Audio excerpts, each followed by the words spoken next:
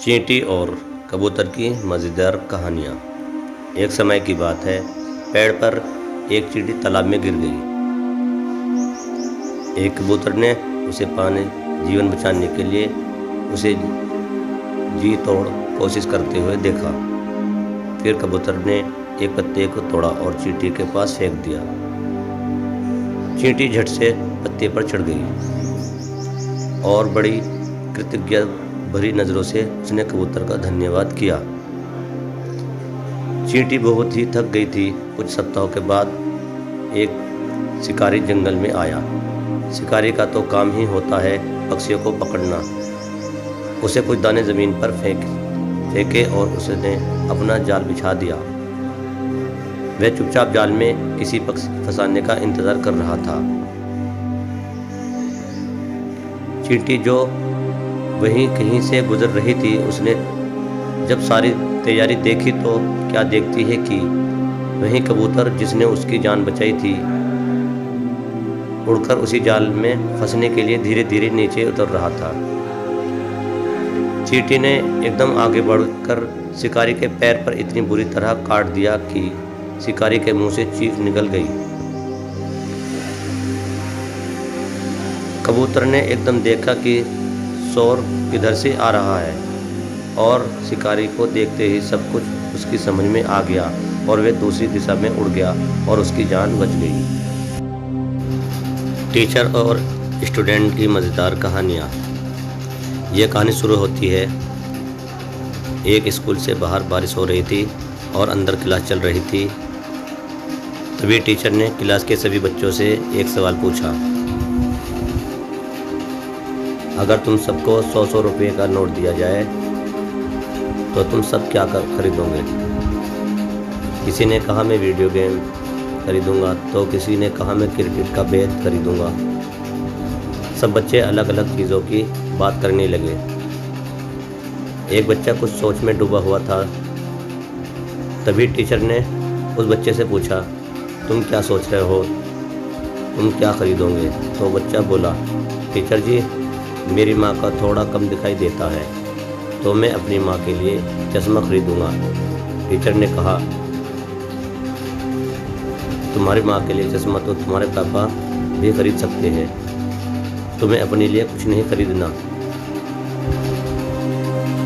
बच्चे ने जो जवाब दिया उसे टीचर का भी गला भर आया। बच्चे ने कहा, टीचर, मेरे पापा अब इस दुनिया में नहीं रहे। मेरी माँ लोगों के कपड़े सिलकर मुझे पढ़ाती है और उन्हें कम दिखाई देने की वजह से वे कपड़े सी नहीं पाती। इसलिए सर, मैं अपनी माँ को एक चश्मा खरीद कर देना चाहता हूँ ताकि मैं अच्छे से पढ़ सकूँ, बड़ा आदमी बन सकूँ और माँ को सारी सुख सुविधा दे सकूँ। बच्चे की बात सुनकर टीचर बोला, बेटा, तेरी सोच, तेरी कमाई है, ये 100 रुपये रखो और तुम्हारी माँ के लिए चश्मा खरीद दो, और ये 100 रुपये उधार दे रहा हूँ। जब कभी कमाओ तो मुझे लौटा देना। और मुझे इच्छा है कि तो बड़ा आदमी बने, वो इतना बड़ा आदमी बने कि तेरे सर पर हाथ रखते हुए मैं धन्य हो जाऊँ। 20 वर्ष के बाद उसी स्कूल के बाहर बारिश हो रही थी और अंदर क्लास चल रही थी। अचानक स्कूल के बाहर जिला कलेक्टर की गाड़ी आकर रुकती है। स्कूल का स्टाफ चौकन्ना रह जाता है। स्कूल में सन्नाटा सा छा जाता है। कुछ समय बाद वह जिला कलेक्टर एक बुद्ध टीचर के पैरों में गिर पड़ते हैं और कहता है, सर, मैं उधार के 100 रुपये लौटाने आया हूँ। पर स्कूल स्टाफ दंग रह जाता है। फिर बुद्ध टीचर झुके हुए नौजवान को जिला कलेक्टर को उठाकर गले मिलते हैं और रो पड़ते हैं।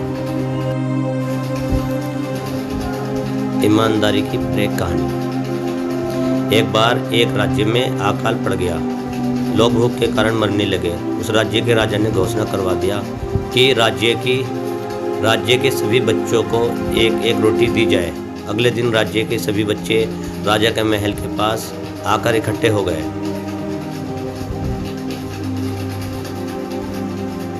वह पर कुछ रोटी छोटी थी तो कुछ रोटी बड़ी थी। सभी बच्चे बड़ी रोटी पाना चाहते थे, जिसके कारण उनकी आपस में धक्का मुक्की और लड़ाई होने लगी।